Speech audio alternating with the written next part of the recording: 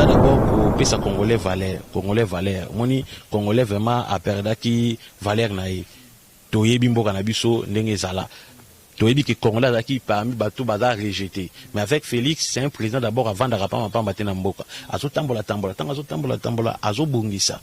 na ba pays oyo bazwa ki mboka na biso lokola mboka moko inutile ba démini bato moko pamba bato passe azo tambola ko traiter ko yebisa bango ke non a na Congo vraiment il y a du sérieux boya ba investisseur boya ko s'investir na mboka na biso ozomona lelo to landa ki yango kuta kende na Japon donc c'est ça tant ozomona ndeti scolarité gratuite ça le mot d'abord na tira au salamate mais ça constitution mboka na biso lo ba sengeli enseignement de base ça la gratuit.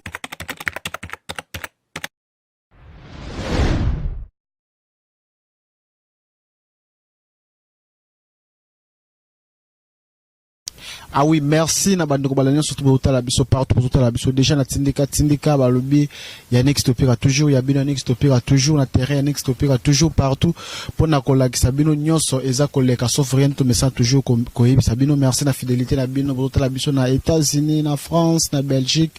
en tout cas bota la tindika bo s'abonner toujours na chaîne na biso bo kozala jamais déçu merci na bande ko nyonso tout ba remarque na bino peso koma bande monsieur next topira zo boka ba tout trop bon to yoki to boka ba tout ba na maman invité nazana invité na biso mikolo beli bonne ko moniter na tindika to kosola nae prophète Ézéchiel l'homme des anges. Bonjour prophète. Bonjour Yannick Stropira journaliste oyo nzambe vraiment parole mafuta na pe même na ba prophétie na yo je pense que tout le bango na netité donc kaka pesinga micro na se rappeler na message na mona mpona yo donc élévation penda pona eza kalati. En tout cas, merci beaucoup, prophète. Balobi, Moussali Anza, Moussali Lobé, les Kambo, Yawande, Kokisama, Katozon, Dimao, Penza, Amen, Penaki, Kokisama déjà. Prophète, n'est-ce pas ministère, Nayo, n'est-ce pas comme ça, évolution sur les candidats. Vraiment, ministère, ils ont les kamalamu, Moussala,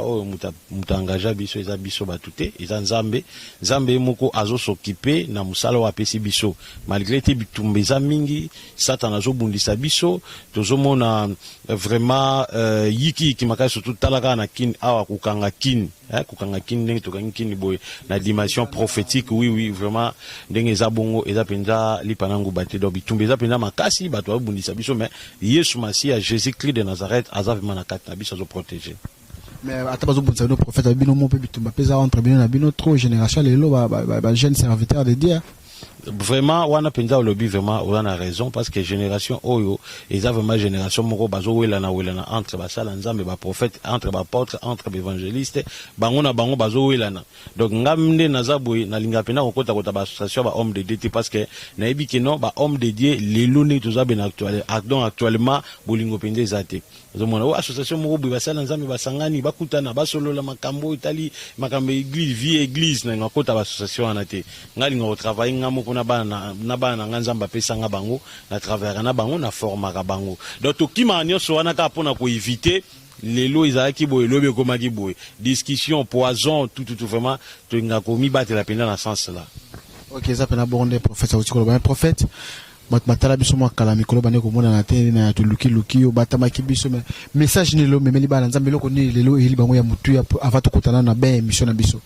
Vraiment message on a memeli bana nzambe Yannick Skopira omoni soki nzambe atindi don na kati ya nation esengeli don wana bato ba ko accueillir yango ba protéger don wana.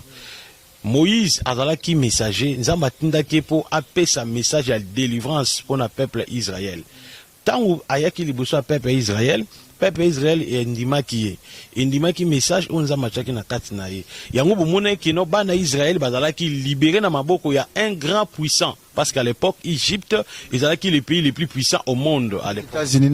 Oui, les États-Unis n'engezalelo. Ko libérer batu oyo, Pharaon azonyo kola, ils allaient panangu bate. Et puis nzamba tindi Moïse na armée te. Apesi kaka armée spirituelle to benga ba angelou et puis apesi na nzete bâton de commandement. Et puis tant Moïse ayaki Israël ndimaki facilement. Donc ça veut dire tant boyambi mosakol boyambi bénédiction. Bato batelemaki Moïse à l'époque. Tout est histoire. Bible le ma belé fongamaki bazalaki englouti banata ba coréen ba zambré ba onyoso bazalaki englouti na mabele. Pourquoi? Parce que ba telemelaki un prophète de Dieu. Donc lelo koyamba mosakoli na kata mboka na biso mosakoli oyo azo révéler makambo oyo batu batikala koyoka te na kata matoi na bango batu batikala komona te na kati ya misu na bango bisingeli batu bayeba ko akei musakoli wana ko s'approcher na musakoli wana et puis koyoka o nzambe atie na kati na ye. Donc message nga na memeli bango ezali message oyo mutu atikala jamais koyoka te. Eza message eza spirituel parce que lelo zomona poko ma pasteur toza na kimi to monaka esingelo kende na kosala théologie ozomona mais tangu nzamba su mutu moko boyi oyo atangi penza ba classe mingi te mais nzamba pesi inspiration akotise loko moko na kati na ye et puis mutu ana azobimisa makambo batikala koyoka te et puis ezana ba homme de Dieu misusu oyo bazana kimi te oyo pe baza ba compatriote te baza peut-être ba gabonais baza ba camerounais baza ba togonais bazali kundima musala nzambe wana et puis bazali koluka koyoka oyo nini nzamba na kati na ye ozomona eza bénédiction makasi pona génération na biso surtout pona peuple congolais parce que peuple congolais ezobimisa basala nzambe ya makasi. Donc eza vraiment ba révélation nzamba pesinga on alobaki non tokoki jamais ko tika ngo ka boité ke kolobela ngo ka partir ya vidéo non esinge to zo ngo to condenser ngo to chango sous forme ya ba livre afin que batu ba ko somba yango ko tanga yango et pesa connaissance na kata bat parce que toujours exposer connaissance ya makasi na internet eza na batu bazo copier yango ngana yana mutu moko musala nzambe moko depuis azana na Côte d'Ivoire obi ke musala nzambe wana asalaka nyonso kanga na salaka ba conduite nyonso ba révélation nyonso internet en to sala to atindelinga vidéo na ko exposer vidéo wana te pona obata dinté na ye azoloba na komba Jésus-Christ nzambe ya prophète Ézéchiel miracle simba ranger o na biso bato ba kweya ya kosakana te ba miracle salama abani ko lobana ba code angélique nzamba pesanga plause azoloba ngo bato baso kweya et pas tinga vidéo na biki papa tala na talaka vidéo oya yo et puis na yo ka ba enseignement na appliquer ngo nzamba se manifesta makasi na vinanga bende kwa na za congolais te ozo comprendre ce que ba connaissance a bongo so tozo tika ngo boyi donc tozo ko faire enrichir bato pendant que biso moko ba congolais ba compatriotes wana posa to bénéficier na o nzambe apesi na likabo atindi na RDC ozomona yango na condensation sous forme ba livre message na nango eza penda message ya par rapport au livre prophète Ézéchiel outi ko sala yango livre tout le monde a livre ça le mystère des anges les ngolo banini le mystère des anges prophète Ézéchiel. Oui, les mystères des anges, les lots zomona batu mingi ba yebika Saint-Esprit salaka ayoki mwa suki na mutu ayoki mwa malili na suki ya mutu alobi ki wana Saint-Esprit aso tambola ba ayoki mwa friction mo na nzoto alobi ki wana Saint-Esprit fatigue mo mabe moko fatigue mo ba ayoki mwa Saint-Esprit. OK, singile batu ba yeba ko distinguer les sensations du Saint-Esprit et les sensations de l'ange zomona ange ana ba sensation na ye Saint-Esprit pe azana ba sensation na ye so batangi na Actes des Apôtres chapitre 12 apôtre Pierre azalaki na prison azalaki na Saint-Esprit na kati na ye mais azalaki na kati ya prison mutaki ko libérer za Saint-Esprit eza angelou malgré tout Saint-Esprit azalaki na mutema ya Pierre. Donc Pierre ayebaki ko déterminer distance ya Saint-Esprit ayebaki ko déterminer distance ya ange yango tanga azalaki na kati ya prison azo samba azo ko adorer aye ko mona présence ya ange ya nzambe à côté sous forme ya lumière tango côté na kati ya prison ba garde nous bazalaki na prison ba koyi. Vous comprenez? Cela veut dire que bato esengeli ba comprendre qu'est-ce qu'est un ange. Ange azanan, surtout ange nakata ministère, aza très capital. Parce que nakata Ancien Testament, ba prophète nyons, ba apôtre nyons, ba serviteur de Dieu nyons, dans l'Ancien Testament, ministère na bango qui est influencé par des anges. Quant à notre Moïse était avec un ange. En autant bolana ange le plus puissant. Et l'ange le plus ancien dans le monde angélique en Zambé. Totali ba tuloko ande ba Gédéon. Total dans Juge chapitre 6, 11, on a que Gédéon appelle Nezalaki par un ange et puis atambola ki na angelou. Yango moni livre oyo et ko aider batu.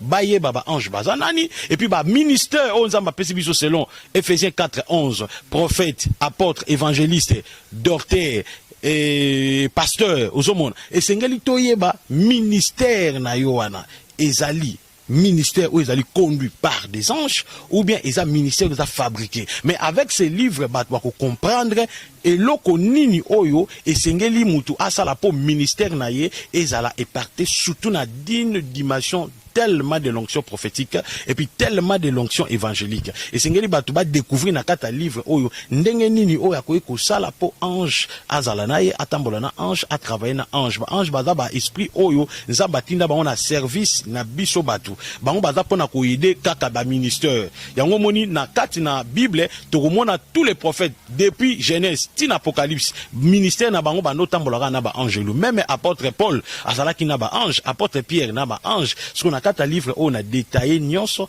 na talisi nyonso et puis na lobeli si ba parler à langue parce que toi na ba parler à langue neti lelo bat baloba raba baba shinda baba lelo sotozi papa sai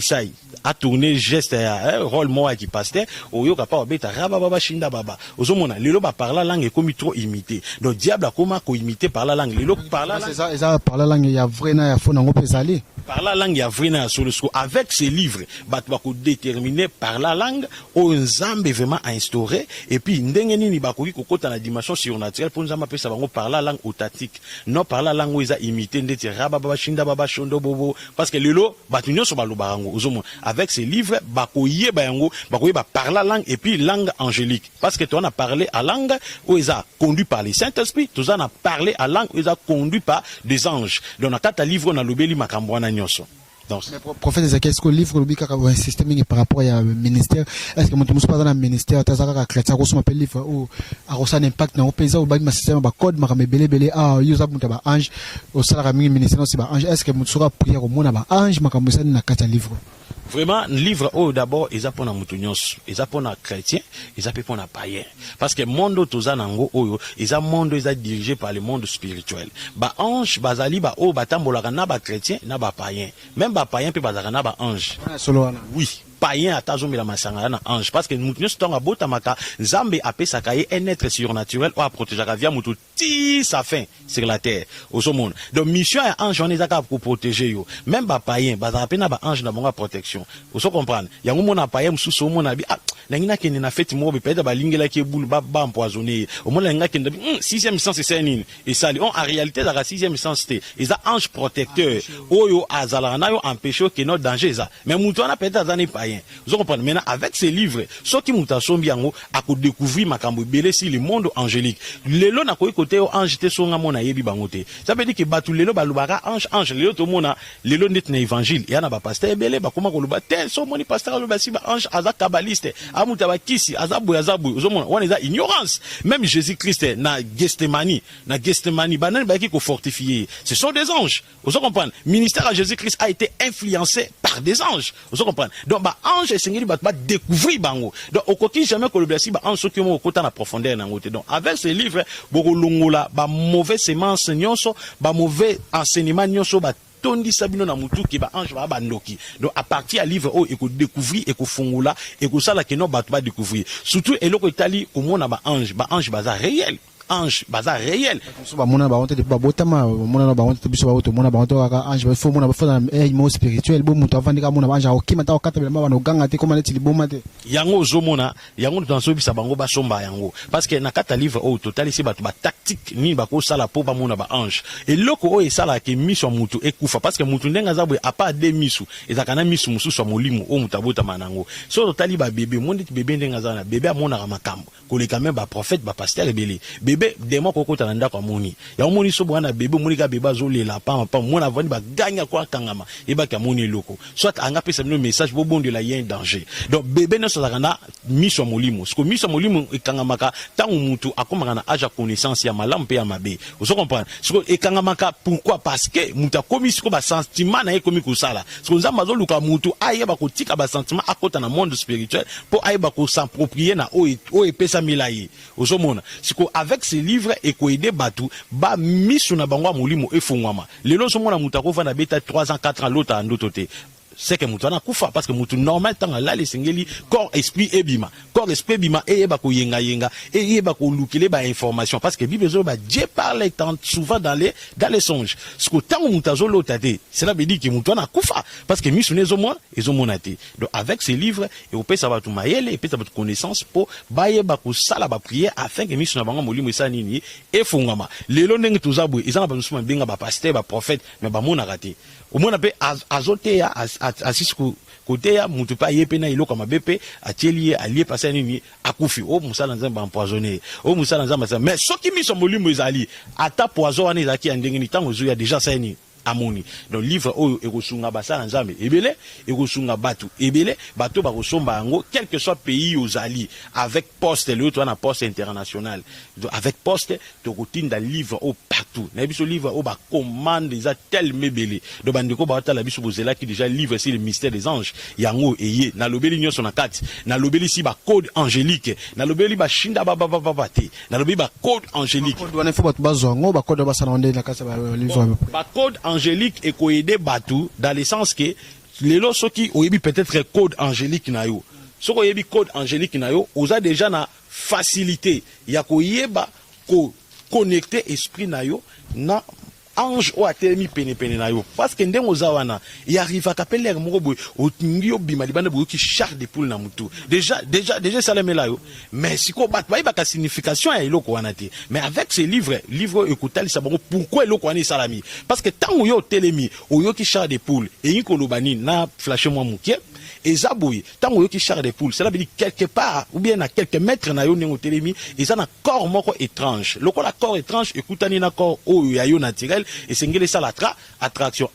na sengeli interpeller directement aura na yo aura ya mutu nde ça la ke mutu azwa ba avertissement ou bien ba information oyo lingi komela yi aura ya mutu tango yo ki eloko na ça veut dire aura ezo yebiso ke attention il y a un danger. Ozomona attention ils en a être surnaturel ils en a ange ou ils en a démon ozo comprendre aza quelques mètres na yo ça l'attention ozomona avec ces livres et ko aider batu ko fungola batu ba découvrir que non ndenge na zaboye tango na moyo kaka boye ilinga ko laksa boye tango na tambola kana mone loko tel ingi ko laksa peut-être ndozana olotaka ndoto ozo pumbu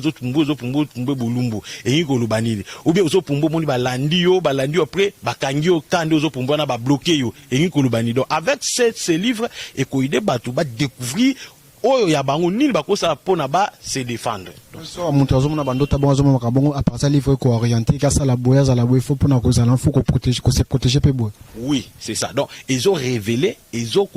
mutu, ils ont sala ke mutu ayeba ko se défendre devant n'importe quelle attaque satanique parce que Jésus-Christ a doté biso na pouvoir, a doté biso na connaissance, a doté biso na onction, après ça biso Saint-Esprit a rosane pour na ko éduquer biso et puis Saint-Esprit qui t'a na mutunya sauté. Donc Saint-Esprit qui t'a kana ba éli ba prédestiné, ngana za parmi ba prédestiné et puis na za na connaissance, ya ko transmettre connaissance na ba o bazangi yango. Yango mo na saleli bango livre aussi les mystères des anges ba yeko la ba ange baza banani. To le bité ke boke ne ko adorer ba ange non, ba ange ba ko adorer bangote mais boye ba bango po bolunga na ignorance baza pona service na biso oui baza pona service na biso toye ba pe bazalaka combien parce que na batu na kata bible ba belé te ba ange nombre ba na raté na kata bible ba ange baza tellement belé nombre ba ange baza nango il qui même nombre ba baza na mokili vous comprenez parce que ndenge na ko yebiso bébé ndenga za wana azaka protégé par avec 5 anges bébé nde bomona bon a protégé par 5 anges païen de ozomona boy païen muto amela masanga tout a protégé par des anges. So za païen oza protégé par des anges. So za chrétien oza protégé par 5000 anges. Ce ko yebisa ba ange na ba koza mukebe wa belé. Ba se belé ko le rabi so temps de mutu mo oza ndeti yo oza chrétien oza na 5000. Ozo comprendre. Ce ko 5 batéan ko sakanate. Tito mona ba général wana nebe salama. Tant oza da protégé avec 5000 anges. Ozo comprendre. Donc devant un démon résisté parce que vous avez avec 5000 anges va protéger aux monde ba ange basé mais ceux qui to juste connaissance ba bébé pasteur ba ko sa ba na nzambe ba bazaka na évangile ya obang sa ba na nzambe o ba ange ba bandu tozu bango ba te ya biso na bible ki to na deux anges Gabriel na Michael. Vous comprenez? OK na kata bible tozana ba ange o bible tanga ba kombo na bango parce que bible est limitée. Na lobité que liloba nzambe eza limité mais bible en soi livre wana eza limité ba ke tanga na Jean chapitre 20 verset 30 bible lobi yeso sala ba miracle ebele ba ko komango na bible te po bible eza muke. Vous comprenez? Ce que liloba nzambe nde ezali illimité eza munene. Vous comprenez? Nyoso o totanga na bible eza ka ba synthèse moi ba mike.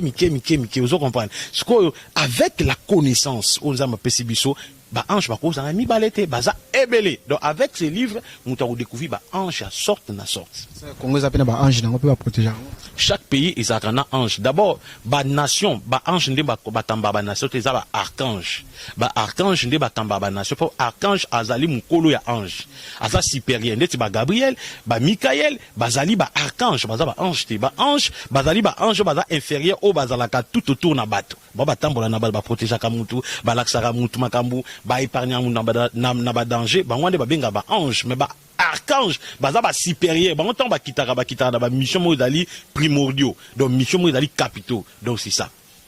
Okay, bon, prophète Romo toujours souvent par rapport à livre parce que livre pour battre base livre les mystères des anges ba rosala ndenge ni pour ba contacter base ba livre est-ce que tu n'as pas dit bano bezaka de na Kinshasa mais on ko ça pour comme la bateau donc na bandi déjà ba traduction nango déjà kaka ana RDC non nazana mutu moko te libanda oyo akoki ko livre ba livre donc so bomoni mutu hein ayibisi bino ke non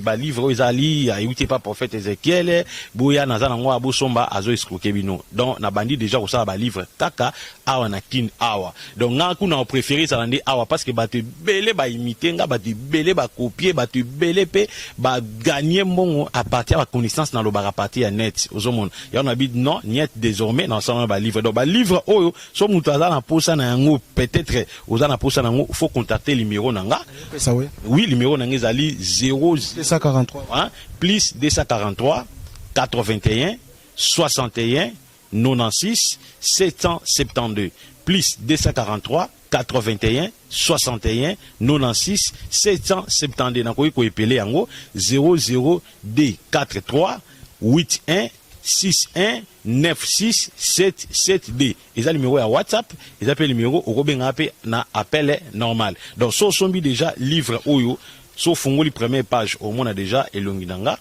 Ozo mona première page yango au monde déjà elonginanga. Photo pe yango to tchewana. So que fongo li awa. Au moins la présentation déjà un livre donc livre pour donc au ça la photocopie na ngeza da passe au piratango déjà ça passe donc so déjà au tali au monde déjà ndenge za boui monde ba positionner ngo boui ezate nde ba sali ngo boui yeba ke za piraterie donc so on pour ça on kaka ngande mu na livre ba livre mutu to ko benga ko tinda nembongo ko matim mboka partout ba place tout bazali nazolo ba partout ne naza boui na ba commande déjà à plus de 10 personnes au dia ba sali ba commande na ba pour na livre au Togo Tunisie, Gabon, Ozana Poto, na France, Owapi, donc Ekokoma, donc poste nabiso ezali la poste internationale, pays nyonso ba livre kota. Pourvu kaka otindi yango ozana courrier na yo otindi pas, allez, ba adresse no nyonso pas otindi le livre donc dans 7 jours livre na yo est commis. Prophète pour tout ça tout quand on a comme page j'étais ma livre na message no ça va dans surtout par rapport à livre au pays et le konini et rapporter les bango. Vraiment message on a ça ba na Nzambe par rapport à livre au de un d'abord tout ça n'a pas sa connaissance parce que diable tant que écoute na Yesu na Matthieu 4:4 aïla que il est écrit c'était une connaissance donc connaissance ndé ça là que au faire face contre les forces sataniques au bon de la trop mais soit en connaissance le lobanza mettez satan en sakana na yo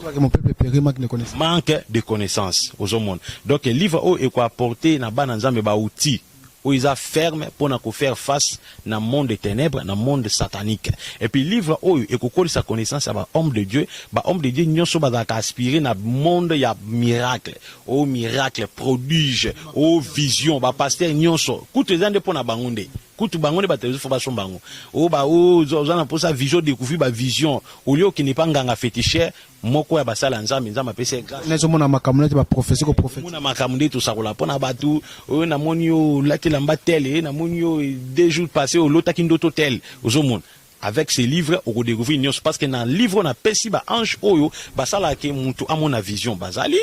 ndeti ba Gabriel na lobi ba ange parce que Gabriel à travers à lundi na lobi ba ange à travers à lundi ange à travers à mardi ange à travers à mercredi donc on a cité ba nyonso avec ces livres na lobi ba code parce que chaque ange a un code de téléphone na ils appellent un code chaque loko na mutu za codé par code mutu katosoma za na code faut fongola pour ça la be code ça de ce téléphone plus de 243 ah ya ngwana plus de 243 za code ya mboka Brazzaville plus de 242 ozomona Angola plus 244 chaque za na code donc avec tous anges ils en a pas code les autres monde mutana ministère en a puissance c'est un ministère parce que ayebi code ange na été avec ces livres à découvrir makambo belé donc basala nzamba banga te ba benganga je ne suis pas un charlatan je suis chrétien j'adore je suis son émission sur internet ba ki ba ya kama mso chez yo oui baya na bango baya kosomba ba livre o balo batete ngai na mukolo na évangile na yebi liloba et tout na mramanzambe mukolo azalaka te bible lobi ouvrier 11e heure na 9e heure bazwa salaire moko et pas Jésus-Christ. Merci beaucoup Boki prophète par rapport à livre na les mystères des anges tokato solanae masoleta livre mais trop kata ba photo kota masoleta mamboka muke prophète utu komona gouvernement utu ko bima mikolo par rapport au gouvernement wana yo etake prophète molobeli au mona ondengeni na œil prophétique. Bon, par rapport au gouvernement, vraiment, Zapenda Malamu, Nzama Pambola, président de la République, Félix Antoine Tshisekedi, Nzama Pambola, parce que c'est vraiment l'un des présidents où aligné le changement en Mboka ou Salama. Donc, gouvernement Penda, il a bien. Au moni, même Salomo, a qui accès à Otongela Nzambe Temple. Ben, papa nae, a qui un grand guerrier, Aïba qui Penda politique makasi, mais Nzamba Loba qui David Yovanda, et Sengeli Salomo Sani, Atonga. Vous comprenez? Pourquoi Nzamba Boya qui David? Parce que David, malgré expérience, n'est mais abomaka trop. Alors qu'on a réputation, mon roi Mabé. Donc, président de la République, tant que non, la ligne bateau, dans le gouvernement, bateau, a réputation bien. Il faut applaudir parce que ça, oh, moko les lubanzambe, salama. Donc, et puis, déjà, tout le monde a des signes positifs na gouvernement, ou donc, gouvernement, au tambola bien, parce que bateau, bateau, a réputation bien. Vous comprenez? Donc, nga vraiment na opese penda ba bravo et belé bato to yebi ba msusu ba bomba ba msusu ba viola ba msusu lelo ba maba ba batana ba kamoko ya pauvreté ya critique à cause ya ba ministre ba leka kala belé ba nyoko la population ozomo mais tant ba changer ba bato asika bato ba na posa na pe ba na posa na ko servir mboka mais bazo occasion te parce que avec Félix bazo occasion vraiment nzamba pambola gouvernement o ngape na souhaiter ba ministre nyonso bonne chance Nabino. Bonne chance peut tu ka kalater rentrée scolaire. Moi makamo pe ba keno to kotanga bani za gratuit na niveau école primaire et qui sangwana message wana pe mo évolution par rapport à mboka na soto ki mo maleme. D'abord ils a d'abord ko pesa congolais valeur. Moni congolais vraiment a perdu qui valeur naï. To yebi mboka na biso ndenge zala. Toyebi que Congolais a qui parmi bateau bazar rejeté. Mais avec Félix, c'est un président d'abord avant d'arrapama pas matin mboka. Azo tambola, azo bongisa. Na ba pays oyo bazwa ki mboka na biso lokola mboka moko inutile. Ba démini bato moko pamba bato passe. Azo tambola ko traiter ko yebisa bango ki non a na Congo vraiment il y a du sérieux. Boya ba investisseur, boya ko s'investir na mboka na biso. Ozomona lelo to landa ki yango kuta kende na Japon. Donc c'est ça. Tant ozomona ndeti scolarité gratuite. C'est le moment d'abord n'était au salamate. Mais ça constitution mboka na biso le bas sengeli enseignement de base ça la gratuit. Mais avec le régime les quatre mona ngote. Cela veut dire que faute d'abord on a appelé ça faute à président honoraire Joseph Kabila. Ils allaient entourage aux hommes. Bon bah rendre mais tant Félix a y une époque n'habité naboui. Ba méthode ba système akala. Tant le bi na ko déboulonner ba baseka mais déboulonnage yango et salami. Aux hommes ba tu nyonso ba mona ke no Congo za na poche na bango. Congo za bango Congo za mikate na bango ba ke no kalinga ba ke no lia. Lelo ba ko banane. Ba ko ba député simple même so ba chômeur. Vous comprenez? Ba no tambola na ba soda mona o tambola be bato baza fo ande konanga ozomona pena mona kino sans cynique embouteillage ya kosakana te ya zoleka zo tebola ba pina zo panza me ba parapluie za bato italiete parce que ça ministre mais lelo bazongi bandako okozonga maboko pamba frère wana fa nani comme ne frère za mapambole ozonga maboko pamba ozomona nzeli wa kapela prophète ya landao mais tozana mokili so mutalobi ki ayoka banze mona ta ndu tona mokito yoka atana boyo yoka atana oleka na mutu kana leki pembe na bar na osani na oyoka donc mais c'est moi loba ya yeba mama chala mona te yoka lisolongo te wana hypocrite so landeli pe to mona pe bazani ndumba so comprendre wana hypocrite donc cela veut dire que bato singeli baye baki mboka oyo ezabi langa na yote ezabi loko na yote donc président Fati vraiment merci parce que kati ba maseki ya bato belé o talisi bango kino boza lokola bato nyonso bovanda na se merci vraiment bravo pour naï bravo bato ki pe bande ko mso ba beki foko bote belé pour na classe comme gratuit mais ça bien été kobote belé d'abord c'est la volonté de Dieu kobota babota ngo selon calcul entre moi sina mobile et puis volonté nzambe ezala na kata couple na bino donc ezala te lo mo slogan mo boki bato bote belé d'abord na kina toza combien toza belé so kena machine na Chine populaire na machine so zo le ko monika niveau à bato nde baleka na veno obanga lo kapé ko loba ngaba kuna parlo pas ozomona so babi ke tobo te belé pour na classe économique gratuit non ce n'est pas ça ozomona biso le biso ko sala ko sepelande kosambela mokonzi mboka wa umila na ebike bandoki ya Congo ba linga mokonzi ote lelo ne toza boye nga ko pona nga na moni opposition malgré la constitution mais opposition pardon balala nanu bape mananu ozo comprendre baluka na mbongo ya 2023 na ebike 2023 facha olekane kaka parce que komisa éducation de base gratuit non etikala kosala matin na Congo isalami en fait comme na soka ya entretien na biso un mona bandolo soto batali biso na Kinshasa tina balubumbashi Goma bakomela kabiso na tindika ti partout vraiment message ne repesa ba na masoto sola ki le par rapport ya livre ou le mystère des anges message ne repesa ba prix les primo raisonnable que muta ko se retrouver na les primo ko raisonnable donc les primo ko raisonnable ba benganga baza vraiment babangate ba somba livre o ko aider bango je pense que écoute on a ba libreville écoute donc na ba librairie ba ko pe uzana posa nango to exposer ngo mais pas pour le moment pour na ozwango bengaka prophète Ézéchiel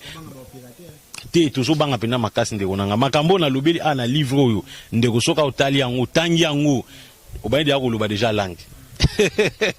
vraiment na osenga na bango babenga numéro oyo babenga vraiment nzamba pambola bino apambola bakonza mboka apambola président Félix Antoine Tshisekedi nga pona nga na lobaki élection côté zalaka nango lisusu te atikala ne libele comme royaume parce que la makanisa bien to lukaka muto akozala makanisa bien ko sauver mboka nzambe apambola yi donc c'est ça. En tout cas merci beaucoup ezalaki prophète Ezekiel na micro na biso ya tindika balobi bomonenga solima ka motele livre uti ko bimisa wana numéro eza wana pesi ba numéro ko benga bosona prophète Ezekiel